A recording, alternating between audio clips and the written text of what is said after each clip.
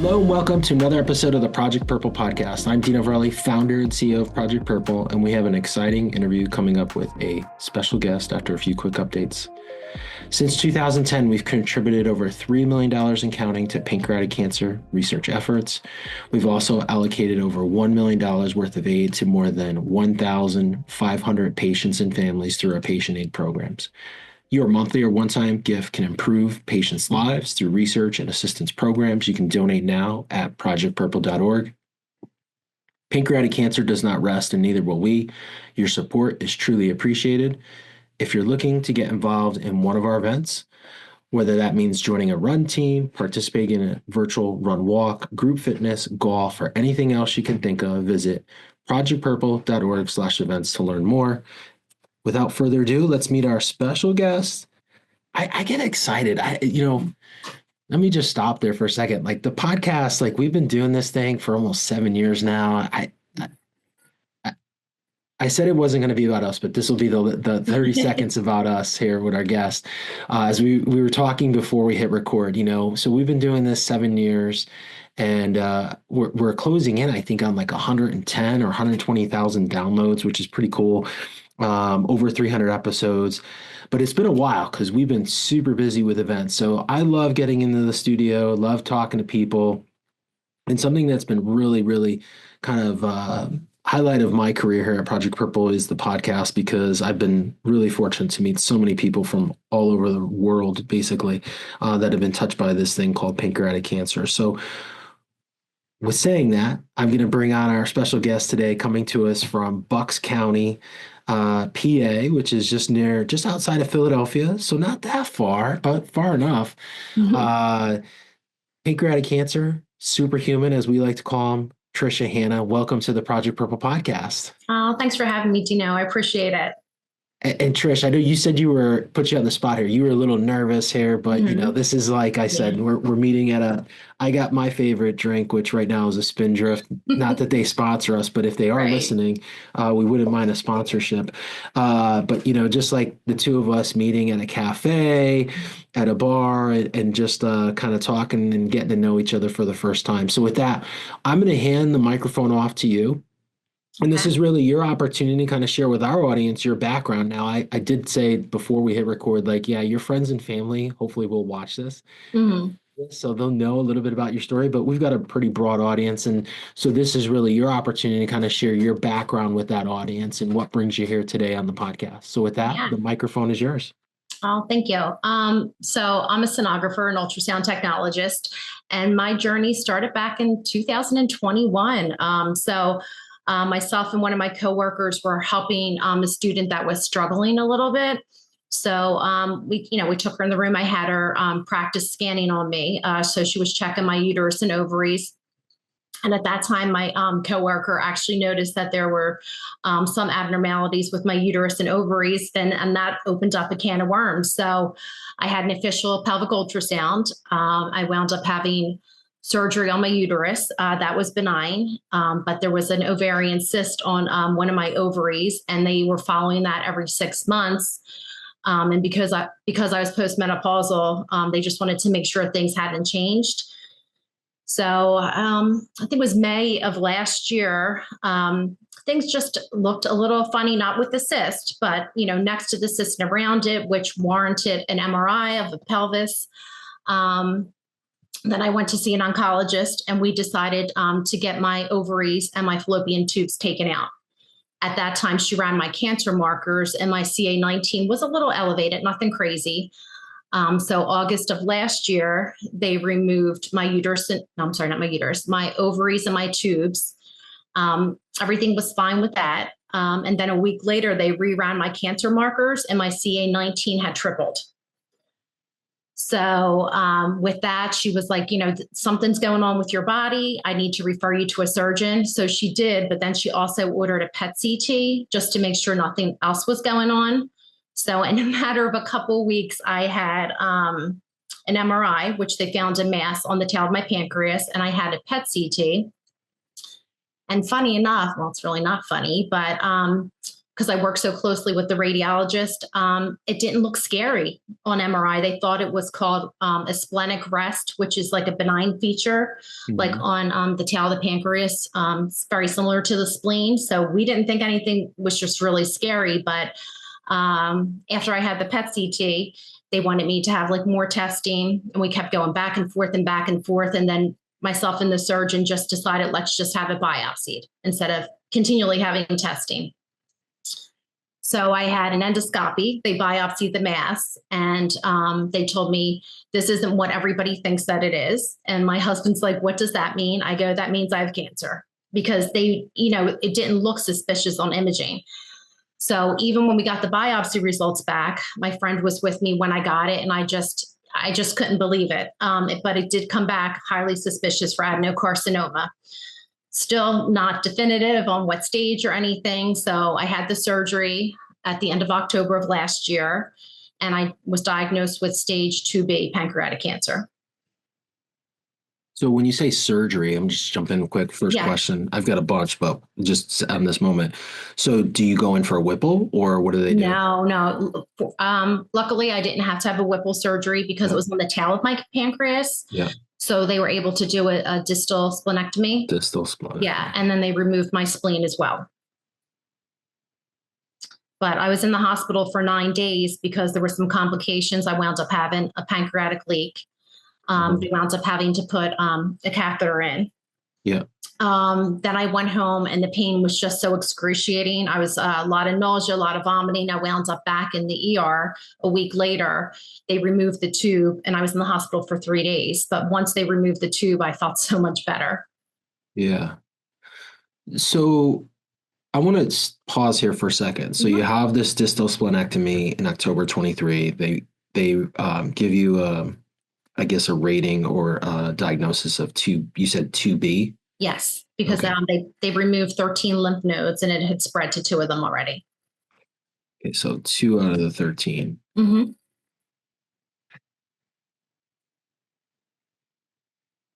So I know, see, this is where, so you have a very calming effect early here, Trisha, because you're in this space. So I just kind of want to back up a little bit. So, because you do the ultrasounds, you're used to this imaging, you're in this space.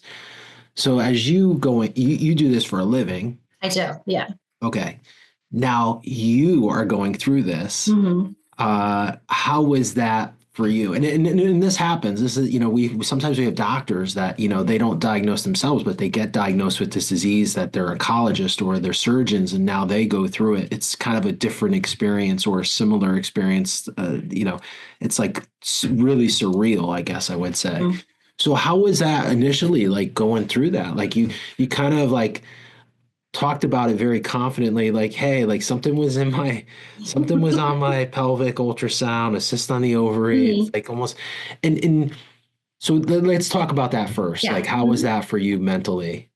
Fine. I'm not an anxious person. I'm really not. And I guess just from doing it so long, like I know what the steps are. Like I know if something like abnormal is found, I know what the next step is. I know what has to be done. So it was just kind of like, okay, let's just, get this taken care of. Let's get it done. And, we'll take it from there. So the fact that, because sometimes we too much. Yeah. So did that ever play in? Like you said, like, all right, so you went through the first MRI. CA19-9 was elevated, but not high. Now, the cyst on the ovary, at any point in time, because this started back in 21, and then we go to 23, was genetics? Was that ever brought in? I mean, I'm sure once you got diagnosed with pancreatic cancer, they rent the full genome sequencing or some sort of sequencing. So I actually just had genetic testing done after I finished chemo. Oh. Yeah. And my mom had the same surgery back in 2000, I've written down 2010, but she had pre-cancer cells. Wow. But so she had a distal and a splenectomy too? She did. Wow. But there was no cancer. There was not. When hers came back, it was precancerous cells. which, as you know, so then I would assume then that was just a benign cyst on her, Yes. Hmm. which Yeah. I'm sure you know, being in the business. I remember years ago this happened, and I was talking to a gastroenterologist, and he's like, the amount of people that have cysts in their organs is like, it's infinite, right? Like people are walking around, and if you didn't know, like it wouldn't bother you, but then when you find out, then it becomes kind of an issue. Not that they become cancerous, but there's also like this school of thought of like, screening and surveillance, which we are heavily involved in. So this kind of, it's this, I think there's this fine line, I think, with benign tumors, right? Especially where they present themselves that potentially, you screen and surveillance, or they're not that big of a deal, I Right. guess. And I guess because I always worked so closely with the radiologist, and they're good friends of mine as well. I worked with a lot of them for over 20 years. I always valued their opinion as far as, what they said as far as the imaging. Um, yeah. So, I mean, I'd never really got that concerned until I guess after like the biopsy, until they Yeah. said, this isn't what everyone thinks that it is. And at that point, I knew, okay, so this is the journey that we're going to go down. Um, and I have to be honest, when we got that back, I did. I cried. My husband was devastated. My children, I mean, everybody, because here's the thing, right? It's a silent disease. You hear, because I had no symptoms. Nothing was bothering me at all. And, if I wasn't training a student, I would have had no idea that, other things were going on with me as well. So, I'm very fortunate. I'm very blessed. Yeah, because I had nothing, no symptoms at all. So if hindsight's always 2020, Of if you look course. Yeah. back, there was nothing. That was nothing. Wow. No. That's divine intervention, I guess. And, Yeah. to have that incident, where they see something. So let's get back to the journey here. So you get that distal October 23. And then where do you, after those complications, kind of once the surgery's kind of settled down, do you go into chemotherapy or radiation, or what does your treatment protocol look like? Yes. So, I guess after I was discharged in mid-November of last year from the hospital the second time, they put the port in December of last year. And I decided to wait until after the holidays to start chemo. So I started chemo January of this year, and I finished in June. And do you remember what chemotherapy regimen? Fliporox. Oh, FOLFIRINOX. Yep. Yeah. Yep. And how did you tolerate that? Oh, that was tough. I gotta be honest. It was really tough. The first treatment, I was like, okay, this isn't too bad. And they told me everything was cumulative, so it could be getting worse. I think the third and the fourth round were the hardest for me. It was just, I would go in just being like all positive, my silly self. And then I'd come out like a completely different person. I think the worst, was round 3, where I couldn't even walk out of there. Like my limbs were just so heavy from, the treatment. They had to push me out in a wheelchair. They had to just monitor me for a little bit before, I could leave. And then I think the next time I went back, they would tweak my medicines for me just to see what would work and what wouldn't work. Did you find anything during that time frame that you did or maybe supplemented with your normal routines that kind of helped you get through that time frame? I don't know. I'm a big water drinker, but I couldn't drink water at all. So I had a hard time trying to stay like hydrated. Yeah. So then whenever I would drink, whether it was like Gatorade, or people would just buy me cases of it. They're like, oh, she can drink this. So let's just, buy her like certain things like that. But no, my appetite, I wound up losing 32 pounds with it, just because, your body, you don't realize what it does to your body and, what you go through. Yeah. It was constantly changing. So there wasn't one thing. So you go through the 6 months, you get you to June, and then do you get the clean bill or NED, or where do you go from there? So June, we rang my chimes, which was beautiful. It was a beautiful moment. The people were wonderful there. So I had my family and friends there for me. I have a 5-year-old grandson, so he was there too. And then I went back, I think in a month for a checkup. And now I see my oncologist every 3 months, and every other visit I get a CAT scan. And so So, far everything's been good. Yeah, my cancer and markers are great. Yeah. Mm-hmm. and so no more treatments, nothing No. else. Have you found yourself, and I know this happens a lot with folks that have surgery and then the lingering chemo. I think saying like back to normal is kind of in some ways a little bit ignorant. Mm-hmm. But have you found that you still have complications from the splenectomy or from chemotherapy that you're kind of working your way through? So I have neuropathy really bad. Neuropathy Yeah. was horrible. It's improving a little bit. My feet are the worst. And I worked all through chemo as well. So, I mean, it was, a little challenging. I had my good days and I had my bad days, but the neuropathy, was the worst. And that still continues to this day. Have you found anything that has, I know that that comes up a lot, and I Mm-hmm. know it's kind of like that toxic trait of the Mm-hmm. chemotherapy. Yeah. Have you found anything that's kind of worked or provided any kind of relief to the neuropathy through the time that you've been going through this? Mm-hmm. So I use a lotion. It's either CBD or the THC. I Oh use yeah, that, and that seems to help tremendously because I don't like taking a lot of medicine. They initially wanted to put me on gabapentin, but yeah, yeah, I didn't want to go that route. And that seems to help. It doesn't take it away, but it seems to have improved it, which is good. yeah. But yeah, that's about it. So you mentioned a couple things here. Again, like you have this very calming way of talking about this. So first question here, Trish, then is Mhm. like at some point being in the medical field, Mhm. was there ever a point in time, and I mentioned this before, like you know more than the average person. Mhm. So not only do you have like advocating, like knowing, like, going into a medical setting, having that medical background, able to ask certain questions, but was there ever a point in time where you looked at it and go, like, man, maybe I know too much? No, no. And I never was the type of person, even when I was going through it, I never Yeah. Googled, right? So I never researched and looked more into things than I needed to, right? So I just kind of trusted the doctors or trusted the people that I was surrounded by because, like, even when I had the surgery, I was in the hospital that I work. So I knew like a lot of the surgeons, I knew the radiologists. So I just kind of trusted, what they like said, and I didn't look any more into it because I didn't want my mind to go there, right? Like I've always just tried to remain very, positive and uplifting through it. Um, yeah. Well, what you just said is pretty powerful.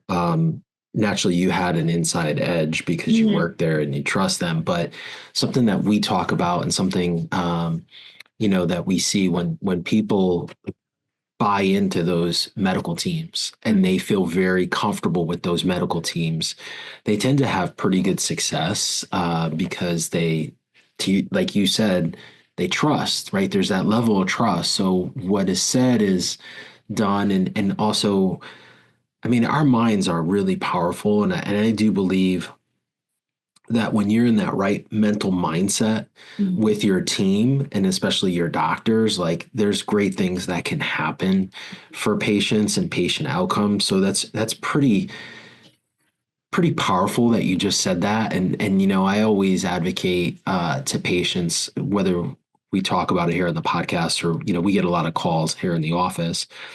And if a patient doesn't feel comfortable for whatever reason, maybe it's just the doctor didn't give them time to talk or to answer their questions, or it could be something just like personalities too. I mean, there's varying personalities with clinicians, but if you don't buy in and if you don't believe in that, you know, physician team or the team there that's, taking care of your care, I think that has detrimental effects on people and how they go through those journeys. And so to hear you say like, hey, I didn't go to Google, like I trusted these guys, I stayed in my system, like I knew I was getting really good quality care. I think that's really powerful for the audience listening at home. Yeah. Yeah. I mean, like, I don't know how I would have handled it if I wasn't in the field or if I didn't, deal with these doctors on a daily basis. Um, yeah. But I mean, I was truly fortunate, truly blessed just to be surrounded by such wonderful people. Yeah, it's awesome. Um, have you gone back to work? Yeah. I worked through the whole thing. Yeah.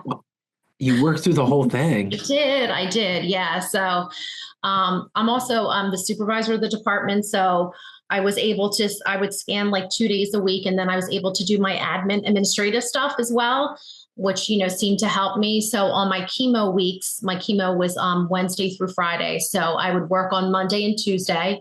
And then I would do chemo Wednesday and then leave home and then come back on a Friday to get disconnected. And then I wouldn't go back to work till Tuesday. So, and then I'd work Tuesday, Wednesday, Thursday, Friday, then start the whole thing all over again. Mm-hmm. So do you think that was like a good thing because it was kind of like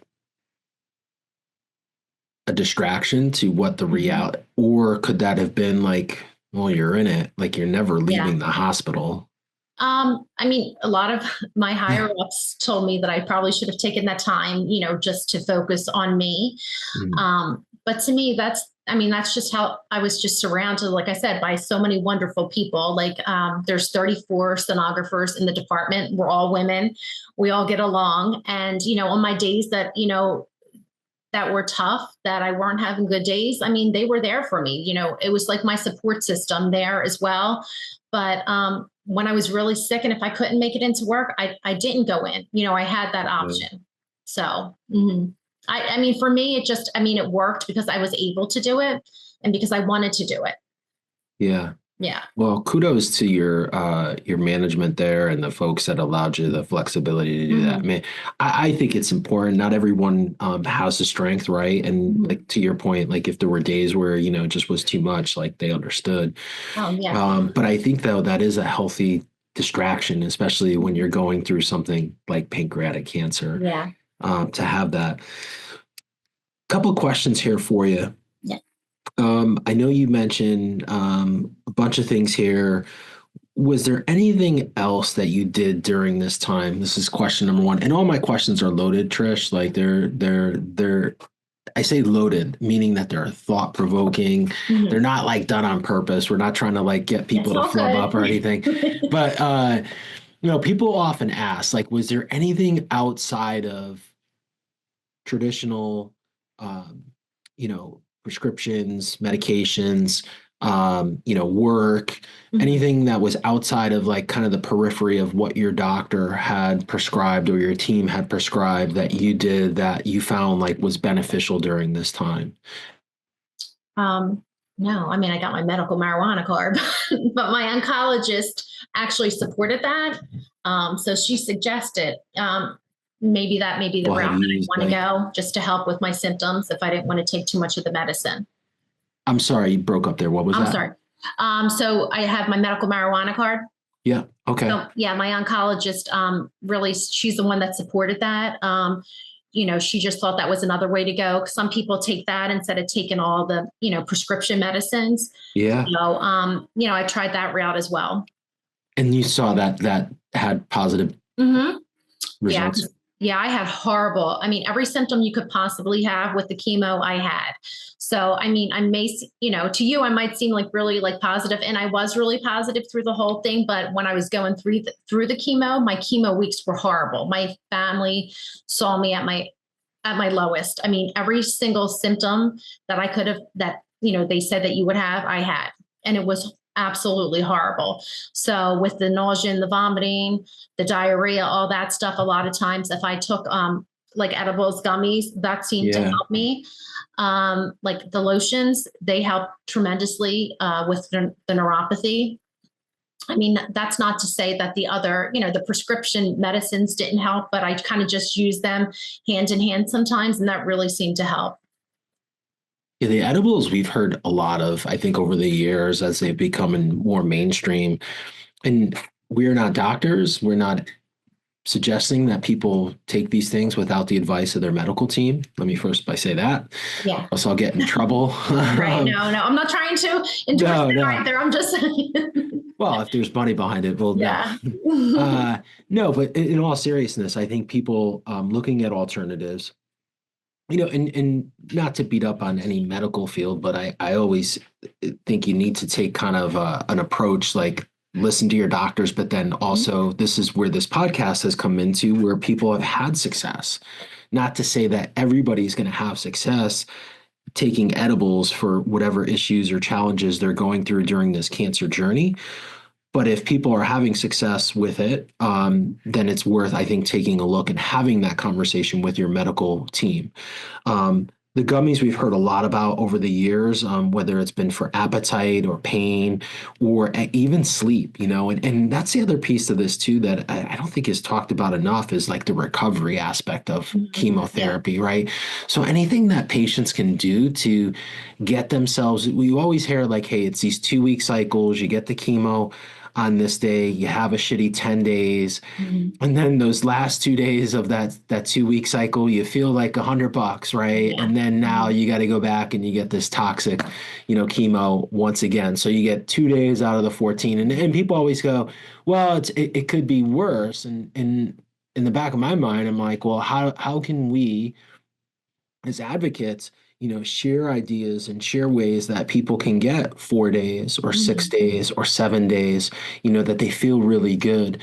So I think you got to have that discussion with your medical team, and, look at maybe alternatives, possibly, and I know, as we said, gummies are one way, or edibles, I should say. The lotion one is kind of interesting.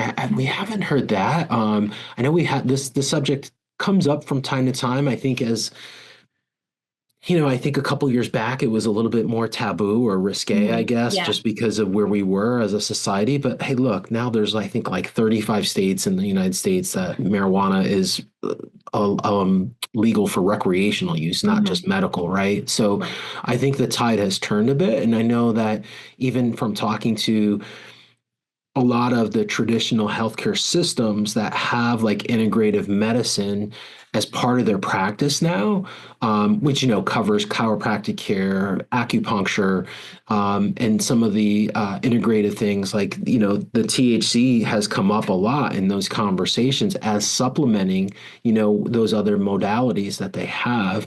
So I think it's worth taking a look if people are out there struggling with these things, the nausea, the chemo effects, I should say, to have that discussion. So thank you for bringing that up. And it's quite interesting to hearing about the lotions being effective with the neuropathy, because I know like people have talked about like, scratch pads for their feet, to try to get their feet going, or like they have those, like, I know runners use these like prickly balls that have like, these hard spikes on them, plastic spikes that you can kind of rub to get like, trying to get that, the blood flow into those extremities and stuff like that. And I know there's like these grippers that people use too, I've seen for neuropathy as well. And I recently just saw this other thing, which is like almost like shock therapy.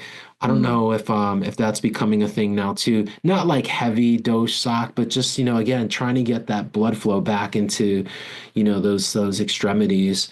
Of like it was like a glove that goes on, and it like it circulates like these little tiny shocks into the tips of your fingers. Interesting. Yeah. But again, it's not our place here to advise any of that. I think there's things out there that, and I always recommend people do their homework and their research and try to find ways, because I think there are things outside of the periphery of the stuff that maybe you're given in a medical institution that that's worth taking a look at. Yeah, like when I didn't have much of an appetite, and even when I met with the nutritionist, they would tell me like to eat this or try to do this, and I used to be like, I can't even eat like half of this stuff. So then I got to the point where it was just like they told me just to eat whatever I could. Yeah, calories. Yeah. So a lot of times I was eating like mashed potatoes or like just crackers or soup. I mean, it's not very healthy for you, but that's what I could tolerate, because I used to eat like a lot of fruits and vegetables and salads. I couldn't even I just couldn't tolerate that stuff. And I always have my cup of coffee every morning, right? So then I couldn't even drink coffee. So Oh, it's just funny how like, just like how your appetite, how everything just, changes with this. So yeah, it just gives you a hope and, a way to look at things now. And, I just feel like there's not enough out. And since I was diagnosed with it and cured, like everybody that I work with, they wear their little purple ribbons. They wear them on their badges for me, which is just, like I said, it's wonderful. Our 1 year anniversary, me and my husband and my 2 children, we got the tattoo of the ribbon for pancreatic cancer. But even like with scanning patients, we're seeing more and more. This is what's so sad. Just masses on the pancreas. I mean, I don't know what it is. And people are coming with just abdominal pain.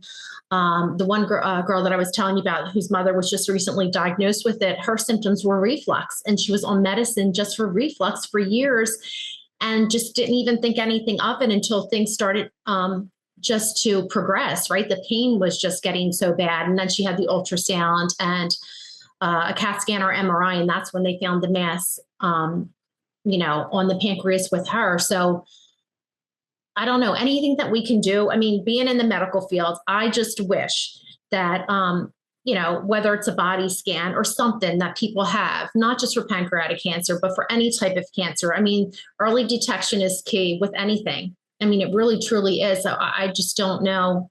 And for right now, like we had talked about genetic screening. So for my children, that was my concern, like for my kids, not so much for me. I just want them to be okay. And, I have a 34 and a 29-year-old. So I want to make sure like they're all right. But like my genetic testing came back and everything was fine. So I didn't test positive for anything like that. But they told me like my children don't need to be screened or anything. But to me, like I had pancreatic cancer, I think there should be some screening at some point just because of the history there. yeah, I think we're getting better at understanding like risk. I'd hope. I mean, I can speak for our perspective and where we've, over the last couple of years, have really put a lot of effort and energy and funding into these high risk screening and surveillance programs related around genetics. And now we're going into this IPMN space, which, Mhm. is like, another, those cysts, right? Those Mhm. cysts that are formed on those pancreases. And if you look statistically, that's like 20% of the population either fall in the genetics piece or this IPMN space. And so that leaves 80% sporadic risk, as it's called. But I think there's a lot more that will probably fall into like a genetics piece eventually here as we discover, new genes potentially or new pathogens or not pathogens, but pathways to how this disease progresses, potentially from a link that we just haven't identified, right? And so I think that's the exciting piece. There's a lot happening. There's like, to hear your story, like, hey, like your mom had the same surgery. Right. Like there's got to be something under the hood. We just haven't discovered it yet, right? So that where there's these, and I've met a family, the family had 7 cases in their family, like from grandparents, aunts, uncles, parent, siblings. And, there was no genetic marker that we know of that we've identified currently. So how is that family? Like, you got to kind of like scratch your head and go, wow, like it's one thing to hit the lottery once, but to hit it 7 times, Right. the pancreatic cancer lottery, that is. And even in your case, like to have an identical case that your mom had, I don't know. I mean, I don't. We don't know enough, and that's what some of the best scientists have said to me is like they just don't understand, like this is how complex this cancer is, which is probably the most complex cancer of all the major cancers.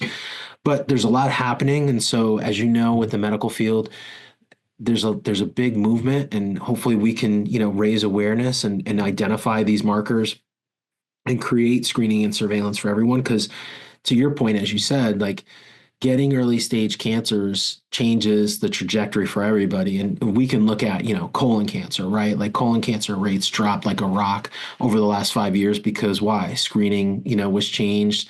Certain groups also started to do more screening.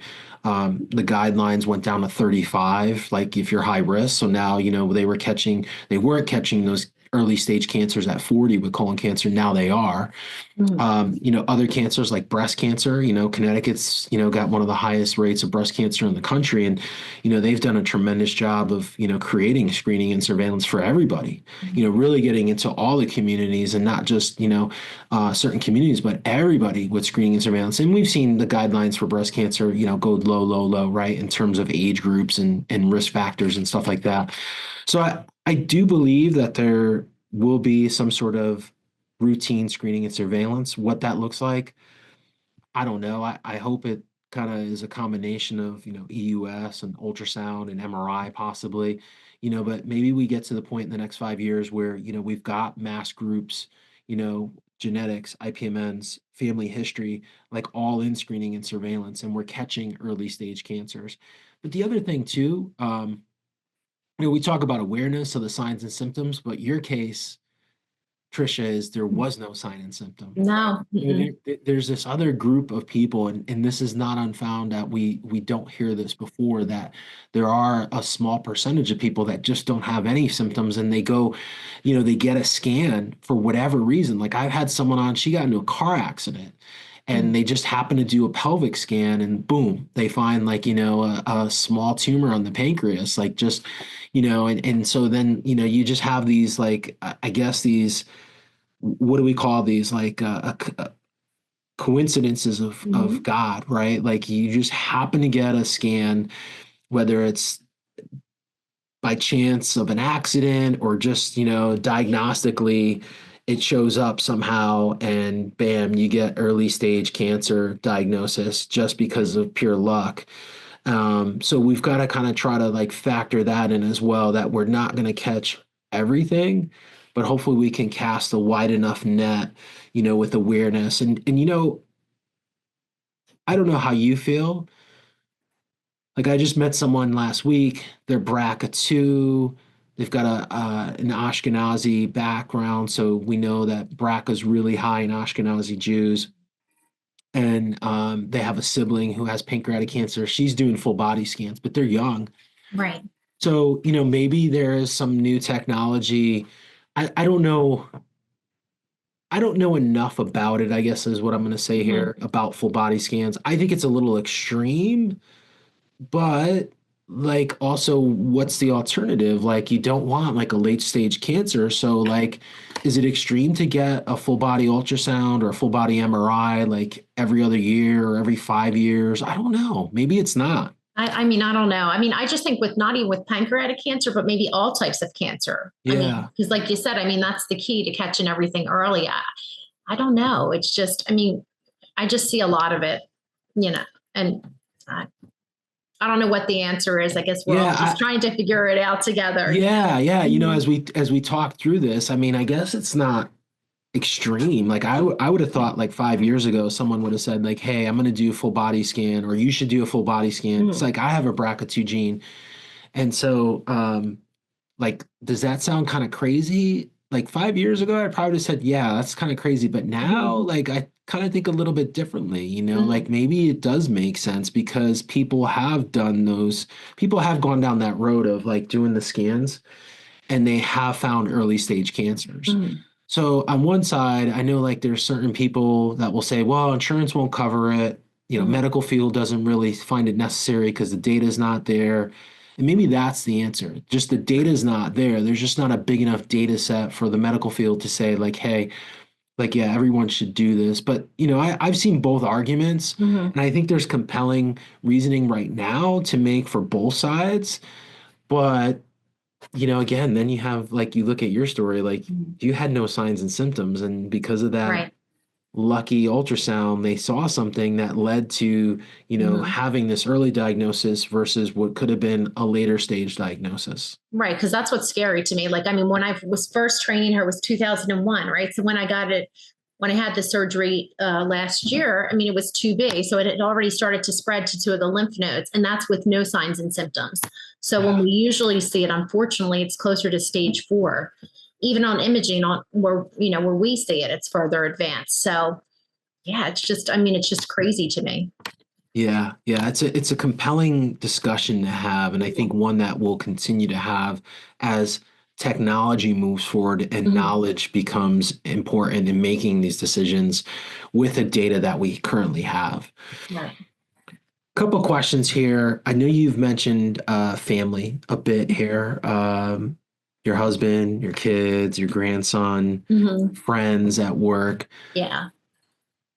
What was it like during your journey to have that support system? And where I'm going with this is we never see anyone do this alone. There's always some sort of support group. So let's Yeah. give you an opportunity to kind of talk about that, your friends and family. Yeah, like I said, I was very fortunate. So I didn't even reach out to any of the private groups or sectors that we had available to us. Yeah, because my husband and my children were, I mean, they were my rock and my grandson. I have a wonderful tribe of friends. I honestly, truly do.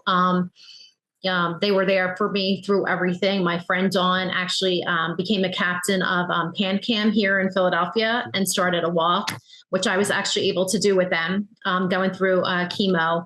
So they have been my support system, through everything. My parents are so sweet. Yeah, they've been my cousins, everyone, my coworkers. I've been so, so fortunate just to be surrounded by just so much, love. It's been incredible.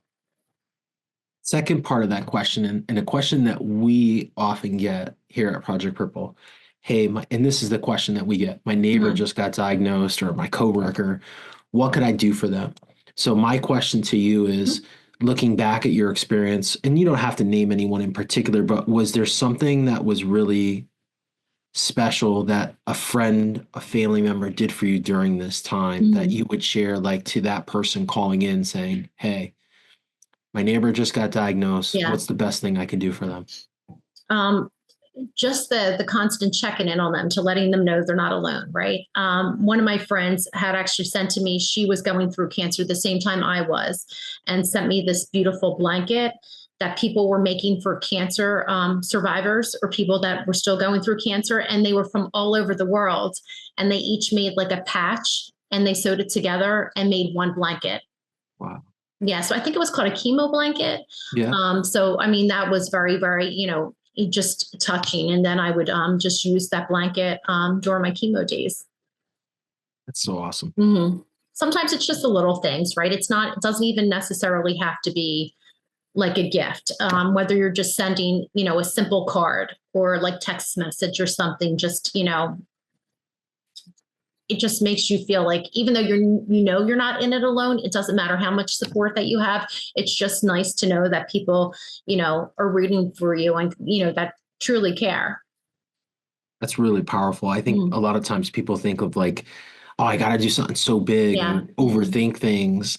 Like you said, the little things versus something like really, really big are really what matter. So, and then on my chemo days, my husband would go with me every, chemo treatment that I had. I'm like, somebody else could go. He's like, nope, I'm being there with you every time. And then we would walk through, and it would make me so sad when people were there by themselves. So I used to tell him, I'm like, why don't you go visit people? I'm okay. I'm just going to sleep through this. Why don't you go check on somebody else? Because it would just make me sad that people didn't have, somebody to be there for them through this.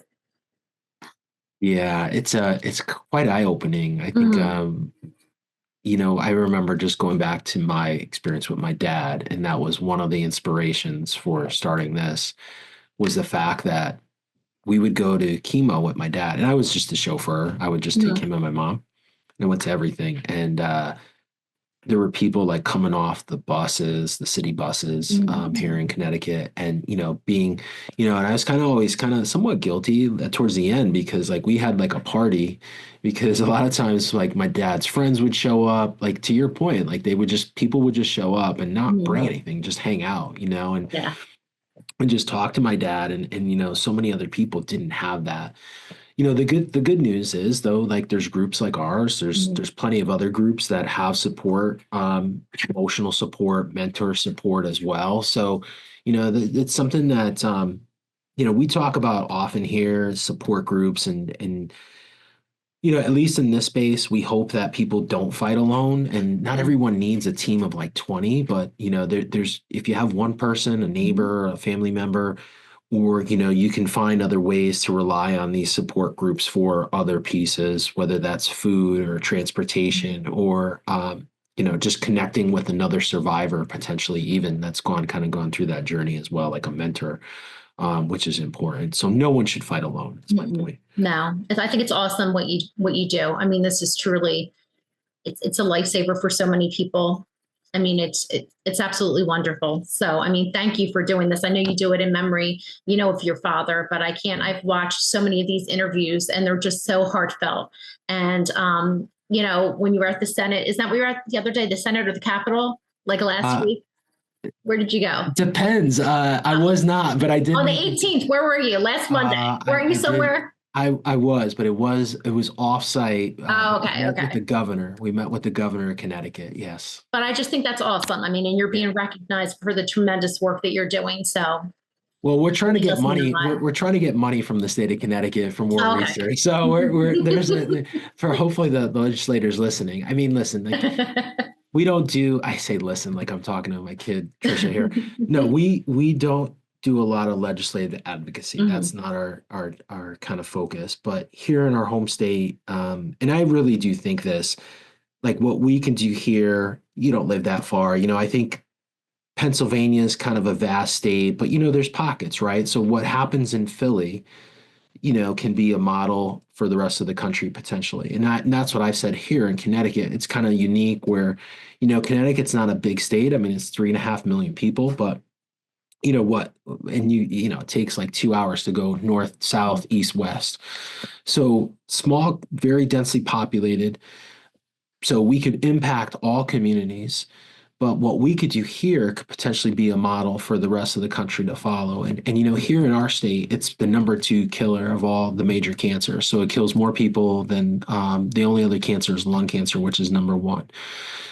So we can do some things here. So I am hopeful and optimistic, and I was very grateful for the governor to give us his time and to recognize, pancreatic cancer and all the efforts we're trying to do here in state, for high risk screening and surveillance and early detection and everything. So, yeah, I truly am optimistic that that hopefully we can create change here, and then the rest of the country can follow suit. But that's how it's got to start. You can't.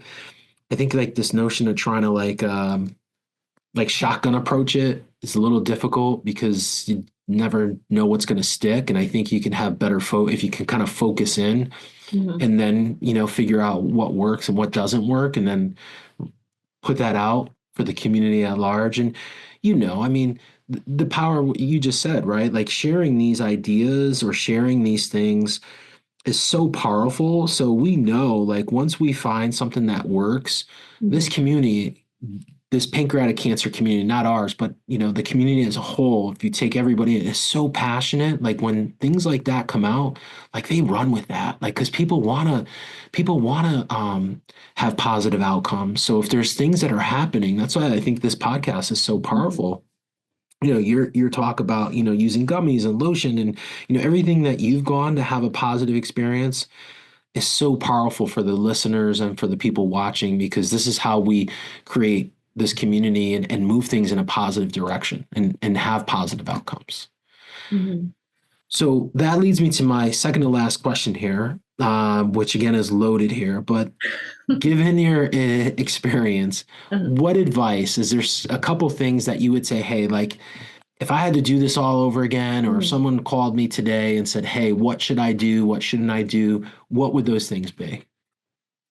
Just try to go into it with a positive attitude, right? So just try to be, I mean, I know it's a horrible time. It's a horrible experience. Nobody wants that cancer diagnosis. Nobody wants to have to do chemo or radiation, but going into it with a positive mindset, I think is so important. I mean, I really, really do. And just just taking it one day at a time. Right. So, I mean, I don't think I would change anything that way. I would, God forbid something happens. I think I would still just handle it the way that I did, just trying to be just positive and embracing it. Because unfortunately, you can't control it, right? The only thing that I could control, or that anybody can control, is the way that they react to it. Powerful. Easier said than done. I know it is easier, and not everybody has the same outlook as I do, because I've talked to many, many people, and they're just like, how do you do that? I'm like, I don't know. That's just me. Right. I mean, that's what I chose to do, and, a lot of people thought I was crazy working through this whole thing. But again, that's just me, and everybody has their own journey. Right. So everybody's journey's different. My journey may look completely different than, somebody else that's going through this as well. And doesn't mean, the way that I did things was the right way. It doesn't mean the way that they're doing it's the right way. It's just everybody has to handle and go through things, their own way, or what they think, could work for them. Yeah. I mean, what you just said is so powerful. I mean, you can't control other people's emotions or what they're going to say, what they're going to do, but you can control you, right? I mean, that's the old adage, right? And I think when you face a cancer journey, not that I've ever faced a cancer journey, but I've interviewed hundreds of cancer survivors, a common theme is attitude and positivity, and not like blow smoke up your butt, like fake positivity, like being real and genuine and enjoying the moments, and realizing like what's in your control is what you can control, versus the exterior things that you can't control. Like, can't worry about it. I don't control it. But you can control what's in front of you, and how you react and how you act. So it's just so powerful. So thank you for sharing that. And as you said, like everybody does them, and that really worked for you. And I think that's the other piece to this: people finding what works for them. Yeah, like I'm just, I love life. I'm a silly person. So usually I have like music around, or, so going through that, or, I watch my Hallmark, my QVC, like, just, and that would just, calm me when I wasn't feeling well, or I would just, I don't know. It just made me feel good. Right. Or just, talking to a friend, or like I said, I don't know. It's powerful stuff, Trisha. Yeah. I mean, everybody, does it differently, like I said, and I don't know if that would work for like anybody, but that's, music's powerful too. It's a universal thing, right? So just play a little bit of music, whether I like country music, but I like everything. So, I mean, whatever. Find what works for you. Yeah. Yeah. Last question here, and this is the loaded of loaded questions. How do you define, given your experience, the term pancreatic cancer? What's your definition of it? Oh, that is a loaded question, right? And there's no right or wrong to this. No, I know. It's really opened my eyes. I have to be honest with you. Like I said, my mom did have the diagnosis of precancer 13 years ago, and honestly, at the time, not that I didn't think much of it, right? Just kind of was like, is it something that I need to know, right? Is there something I need to be aware of? Now, wow, it's such an eye opener, because I hear so many people that are being diagnosed with this. And sadly, so many people are not surviving, right? Gosh. I don't know. That's a hard question there, Dino. How do I define it? You said, how do I define it, right? Yeah. Wow. Actually gives me goosebumps to think about it. I don't know.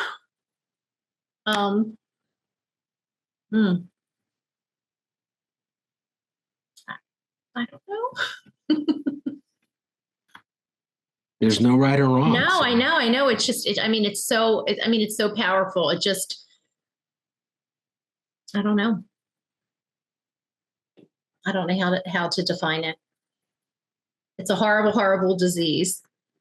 It honestly and truly is. It's a horrible disease. And I just want us all to work, together to try to find a cure for early detection. It shouldn't have to define anyone, right?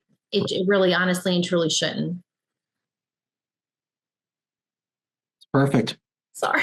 I'm like, I No, don't, that was that was a hard question. That was a hard that's why question. we save it for last, Trisha, but that's perfect. I think everybody's journey is unique, right? Like Mhm. there's Yeah. no, and that's the one thing that's kind of frustrating from an advocacy Mhm. standpoint. Like there's never two same journeys or never two experiences that are identical.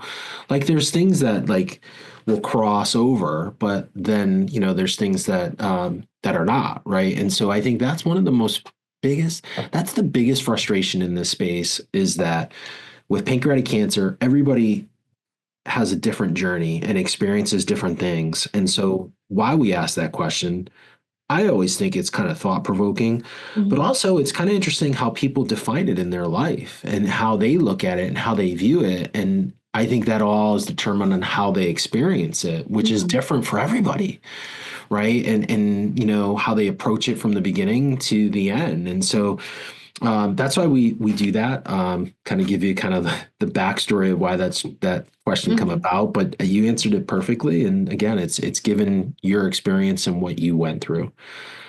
Our last piece here, if someone listening, maybe there's someone who just got diagnosed, maybe they're also a stenographer. You just never know, Trisha. If they want to connect with you, is there a place, whether it's social media, people have given out their email, where's the best place for our audience or someone listening on the other side if they wanted to reach out to you and talk to you a little bit more about your journey or connect with you? Is there a good place for that? They can reach out to me either on Instagram or Facebook. And I would be more than happy to, talk to anybody if they have any, questions or concerns.